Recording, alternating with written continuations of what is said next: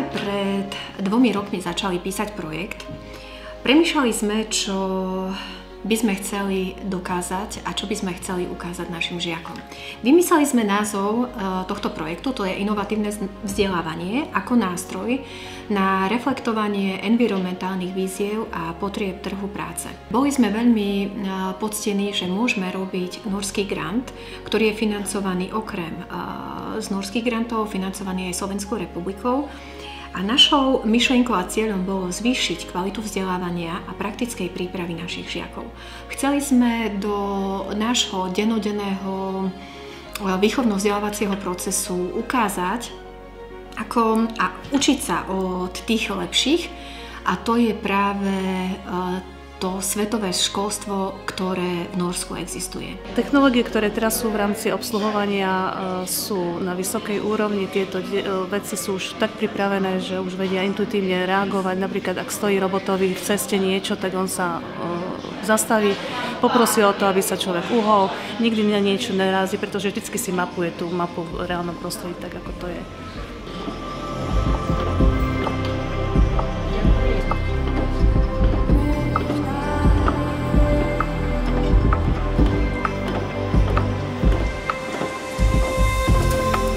Moderné vybavenie a digitálne inovácie, ktoré vďaka projektu naša škola získala, rozširuje kompetencie nielen učiteľov, ktorí rozširujú taktiež svoj obzor, ale tieto vedomosti vedia poskytnúť žiakom a títo žiaci určite budú pre trh práce, pre terajších zamestnávateľov veľkým lákadlom. Využívanie týchto nových technológií nie je výzvou len pre žiakov, ale hlavne výzvou aj pre nás učiteľov, pretože v prvom rade je to pre nich prirodzené prostredie, ale my musíme žiakov motivovať a nezvyšujú tieto technológie kompetencie len žiakov, ale hlavne aj nás. Vďaka norským grantom, ktoré sme získali pre našu školu, sa naši žiaci učia nové metódy, novú technológiu, ktorá je im veľmi blízka.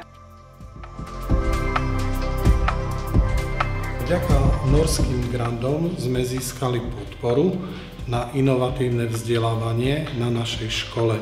Teraz žiaci budú siať semená zeleniny, ktoré potom vyrastú a môžu sa použiť v rámci gastronómie, čiže v rámci prípravy jedál. Nové technológie do výučby sme zapracovali tak, aby pre deti boli atraktívne, aby to nebolo nejaké nútené, ale skôr tou hravou inováciou sa snažíme ukazovať, ako sa dá učiť moderne, inovačne, atraktívne a takto vzbudiť možno aj lákadlo pre nových budúcich potenciálnych študentov.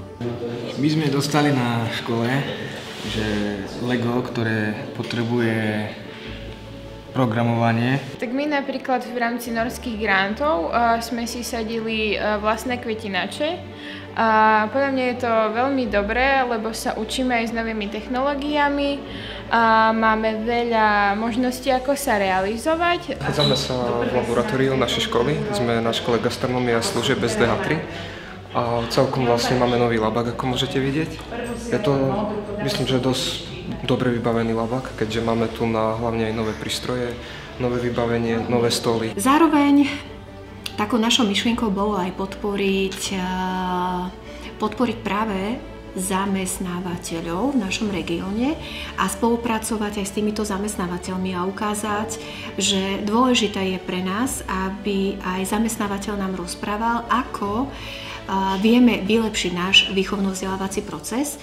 Poskytnúť možno toho absolventa na takej úrovni, ktorého oni by chceli, práve vedomosťami inovačne troška viac podkutého, a aby to štúdium a budúce zamestnanie pre tých našich študentov bolo lukratívnejšie, prispelo možno k nejakému modernejšiemu podnikateľskému mysleniu a ľahšiemu uplatneniu na trhu práce. Takto sa aj naša stredná odborná škola gastronómie a služieb v Prešove zúčastňuje spoločného úsilia k zelenej, konkurencieschopnej a inkluzívnej Európe.